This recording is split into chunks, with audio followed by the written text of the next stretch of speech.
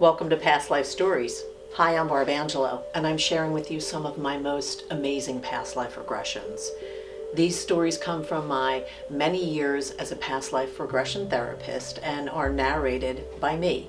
It's kind of like I'm reading you a bedtime story. Heads up though, some of these can be a little traumatic and even a bit graphic, so definitely not for little kids' ears.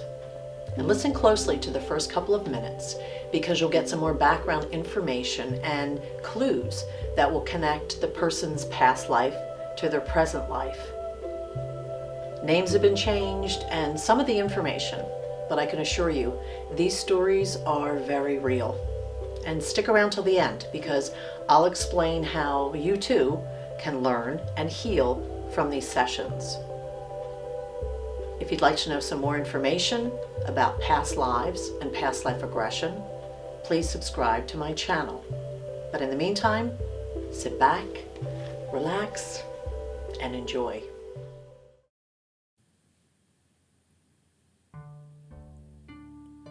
Devin was an attractive man in his 40s, with dark brown skin and an athlete's build. He had come to see me for hypnotherapy regarding his issue with money. He didn't think he made enough of it. He felt his family deserved better things, more frequent vacations, and that having more money would bring them all happiness. Even though he currently had a 6-figure income, Devin thought there was something that was keeping him from being truly successful. He also felt like he was living someone else's life. Devin leaned forward in his chair, and what he said next gave me goosebumps. When I wake up in the morning before I open my eyes, I'm me. Then I open my eyes and I look around. And it's like I'm not supposed to be here. I look down at myself and I think, who is this? Who are you? It's like I'm in the wrong body or something. Don't get me wrong, I like the way I look and I take care of myself to look this way. It's just that it doesn't feel like me. Does that make any sense? Yes, I said, it actually does. I then suggested that we do a past life regression. The day of his appointment, Devin walked into my office and stopped. He looked at me very intently. Wow, your hair, it's so pretty. I accepted the compliment and noticed as we continued to talk that he kept looking at my face and my hair very intently. I'm sorry I'm staring. I don't mean to make you feel uncomfortable. I've just always really liked long red hair. There's something I need to tell you. I'm ashamed to say this. I sometimes wonder if my wife is the person I'm supposed to be with. We get along fine, and I know she really loves me. There's nobody else in my life, and I love my family, I really do. It just feels like something's missing. Devin then settled into his chair. I told him I would guide him and ask him questions. Devin closed his eyes and 20 minutes later began to describe the scene as it unfolded before him. I'm inside. It's kind of dark. It's like a restaurant or a pub, like an old pub. I'm sitting at a table with 2 other men who are wearing hats and these old-fashioned clothes. I'm wearing a suit. It feels heavy, and it's made of wool. My shoes have ties, and they're shiny. I'm white. I think my name is Daniel. We're discussing business. We feel very comfortable with each other. I think we go back a long time. We know each other. We're laughing and talking, but we're here for business. I feel like I have money. Maybe I've always had money. Are you married? I asked him. No, and I don't really need to be, not now. There's plenty of time for marriage and a family. But right now, it's all about business. I feel like I'm very successful. The men continued to talk, enjoying their lunches and their drinks and their place in the world. The door opens. A woman walks in. She's very pretty. Her red hair is piled high on top of her head, and she's wearing a hat with a bow. Her dress is long. She's dressed very fancy. She stops for a minute and then turns around and leaves. It's like she's in the wrong place, or she knows she doesn't belong there. I stand up. And I start to move towards the door, and the men stop talking. It's like I'm in a daze. I hear the men calling after me as I open the door and walk through it. I'm following her. Do you know this woman? I asked him. No, I don't know. I feel like I just have to go after her. I'm standing on the sidewalk.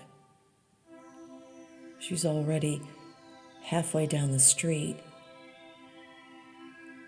It seems ridiculous. What would I say to her? What's happening now? I asked him after a moment. I'm still standing here. It's like I'm trying to decide whether to go after her or just stay. I just watch as she walks away. She's turning the corner now. She's gone. I feel so sad. I don't know why. I feel like I've just lost someone I love. Do you know her in this life? I asked Devin. No. Do you know her from another life? I asked. As soon as I said the words, Devin began to go back again to another time, another life. A few minutes passed, and he began to speak. I'm outside. The air is so nice. It's green all around me. I see hills in the distance and like a meadow. I'm tall and thin. I'm white again. I'm with someone. It's my brother. He's kind of goofy looking, and I tell him that all the time. We get along though. We kid each other. Sometimes we fight. I think he's my brother John in this life. What's your name? I asked him. Thomas. My name is Thomas. And my brother's name is Rory. We're working outside, doing chores. There's a lot to do. We have to feed the chickens and clean out the little barn. Our house is very small. The work is hard, but I don't mind much. It's just what we do. I asked him where he was, where he lived. Ireland, he said. I'm in Ireland. He described more of his life. as 16-year-old Thomas. I'm repairing the fence and I'm daydreaming, leaning against the fence. I asked him what he was thinking about. A girl. She lives in the next village. Her name is Bridget. I'm in love with her. A lot of boys are. She's so sweet and pretty. But I'm poor. I don't have much to offer her. There are other boys that have more than me, more to offer. I think about her all the time. I want to marry her. We moved ahead in Thomas's life. And in the next scene, we learn that he is indeed married to Bridget. And he's also very happy. I'm outside and I'm working. I'm just watching her. She's kind of twirling slowly like dancing, and her face is lifted up in the sun. Her eyes are closed. I love watching her. Her long red hair shining in the sun. Do you know Bridget in this life? I asked Devin. No, I don't think so. We moved ahead a little and Thomas's mood suddenly changed. I'm inside the house. It's kind of dark. Something's wrong. I'm very worried. What's happening? I asked him. It's Bridget. She's sick. She's very sick. She's laying in bed. I'm trying to take care of her. I'm trying to help her. But she just gets sicker every day. There's nothing I can do. I feel so helpless. I'm sitting by the bed and I'm holding her hand. She's so weak. I'm telling her how much I love her. I think she's dying. She's so young. We were going to be together our whole lives. We were going to have a family. She's gone. She's gone now. The house is so empty. We continued to move ahead in that life. I live until I'm about 30 or so. I never remarry. His voice sounded tired, defeated. I have no children. I die in an accident, something with a horse. I think I'm thrown from the horse. I die almost immediately. It feels like I'm just tired, like I've given up. It's like my heart is broken. As Thomas's spirit left his body, I asked him about that life and what he thought about it. I'm thinking of Bridget as I leave. I think I see her. I will love you forever, I tell her. When I asked Thomas if he could have done anything different in that life, he said, I couldn't help her. I should have been able to help her. But you did all you could for her, I told him. No, I could have saved her. I could have gotten a doctor, but I didn't have enough money. I couldn't afford a doctor. Will you see her again in this life or another? I asked him. I don't know. I'm waiting for her. I'm still waiting for her. When Devin came out of hypnosis, he was quiet for a while. I'm going to tell you something that I've never told anyone else, he said. And I wasn't even sure what it meant until now. I go to Starbucks just about every day. And when I'm there and I'm waiting for my coffee, every time I hear the door open, it's like my heart stops. And I turn and I think she's going to be there. She's going to come through that door. But she never does.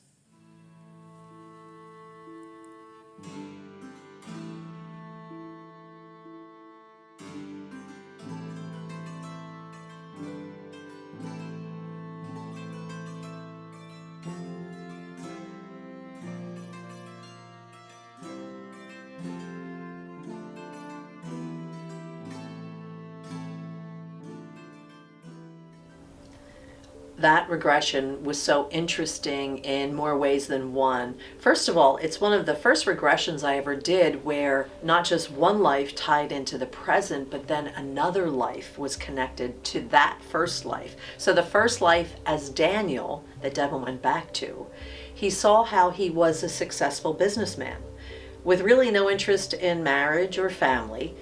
And when that woman walked through the door, his soul recognized her as the soul of Bridget.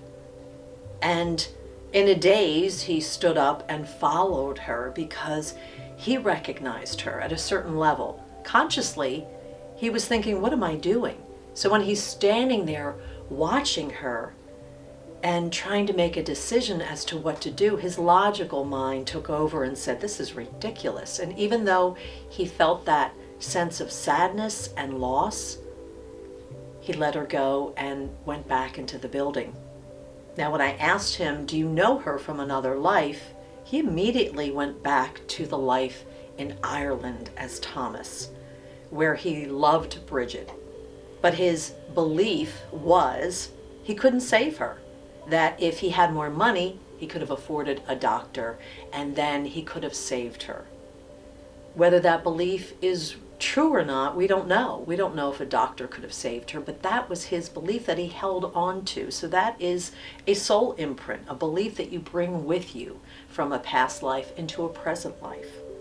His declaration of, I will always love you, that he made at his deathbed, that's another thing that is imprinted on our soul, and we may spend many lifetimes always looking for that person.